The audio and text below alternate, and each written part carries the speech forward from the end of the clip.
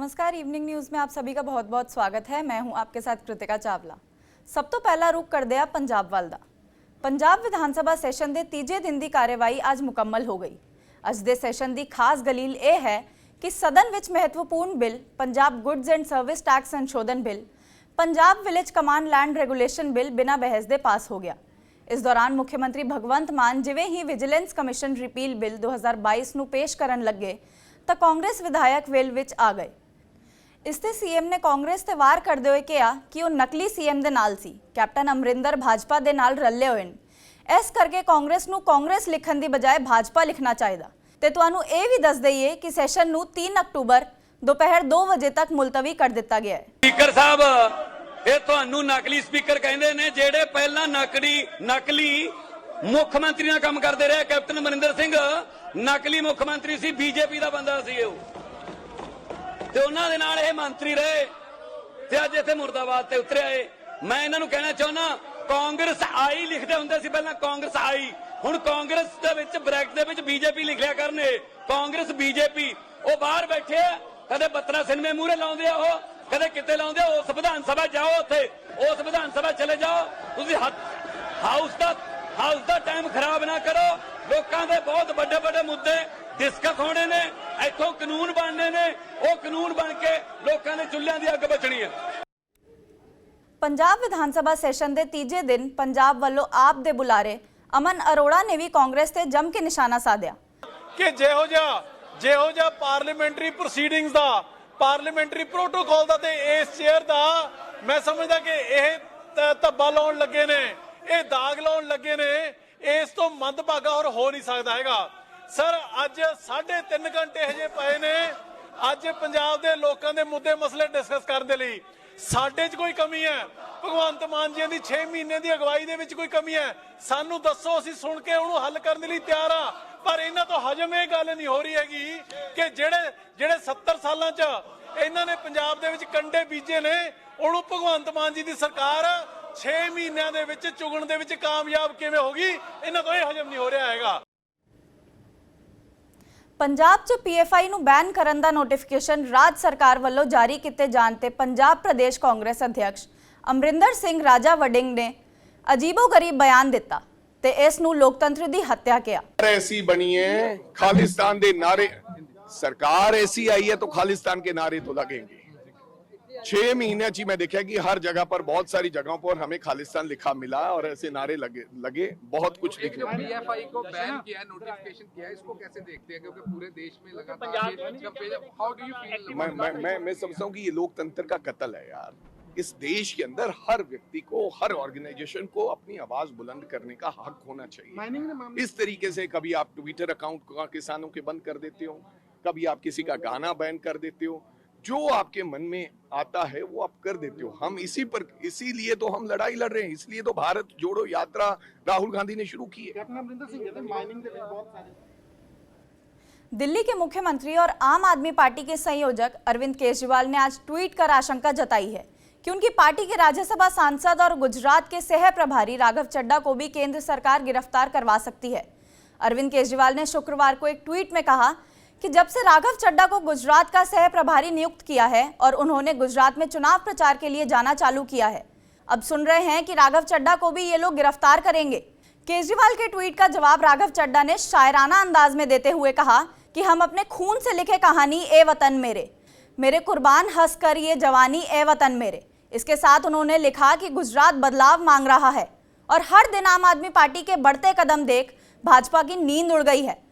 इस पर पंजाब के स्वास्थ्य मंत्री चेतन सिंह जोड़ा-माजरा का बयान आया है। जोड़ा-माजरा ने केजरीवाल की बात पर समर्थन जताते कहा कि केजरीवाल का डर सही है। देखो, बिल्कुल बात सही है, क्योंकि हमारे जो भी लोग अच्छा करना चाहते हैं, अभी की बात है, जो हमारे राघव चड्ढा जी, उनको गुजरात का लगाया गया है और उनके हाथ से गुजरात निकल रहा है, बीजेपी के हाथ से निकल रहा है, तो उनको उस खतरे से डर लग रहा है। इसीलिए अब किसी को भी जो वहाँ पे जो अपनी पार्टी की तरफ से ड्यूटी लगी है उसको निभा रहे हैं, वो कुछ भी कर सके, किसी हद तक जा सकते हैं। सो सही बात बोल रहे हैं हमारे अरविंद जी कि वो राघव पर कुछ भी केस डाल के उनको भी अंदर करने की कोशिश कर सकते हैं।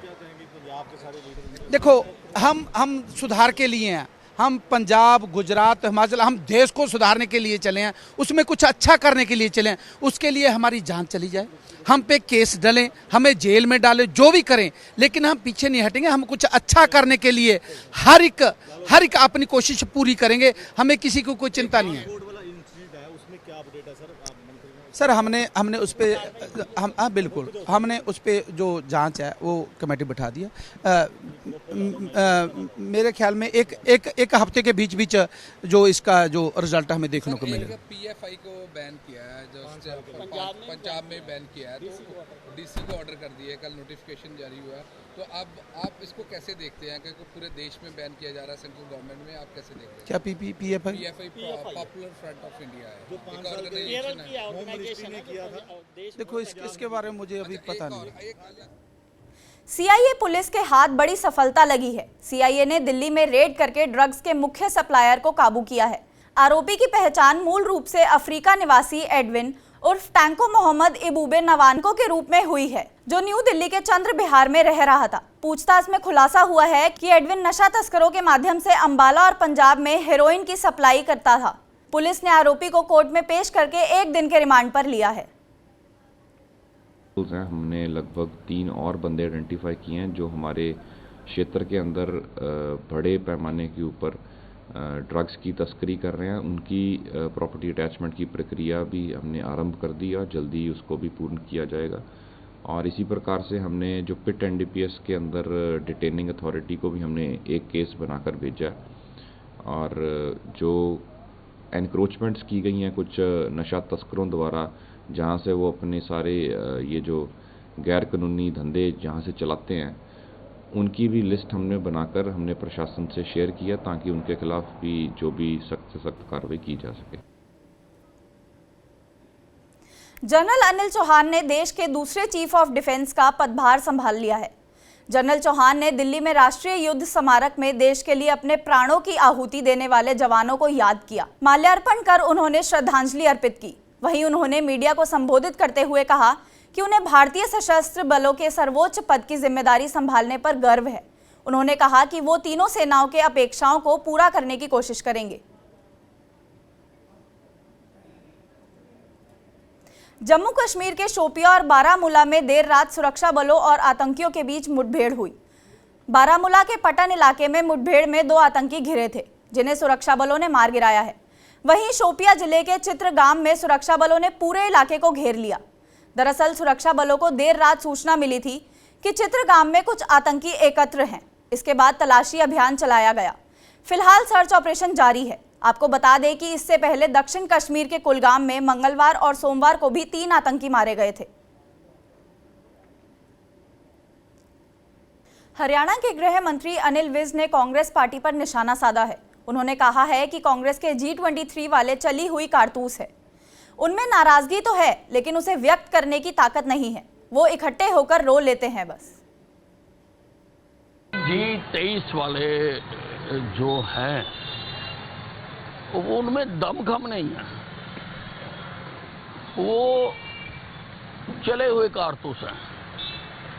वो अपनी उनमें नाराजगी तो है, पर नाराजगी को व्यक्त करने की ताकत नहीं है। इसलिए यदा कदा वो अपना इकट्ठे बैठ के रो लेते हैं, इसके सिवा कुछ नहीं है। खबरों में बस इतना ही। अभी वक्त हो गया है आपसे इजाजत लेने का। अपने राज्य से जुड़ी हर खबर के लिए आप बने रहिए TV9 पंजाब हिमाचल के साथ और देखते रहिए इवनिंग न्यूज़। नमस्कार।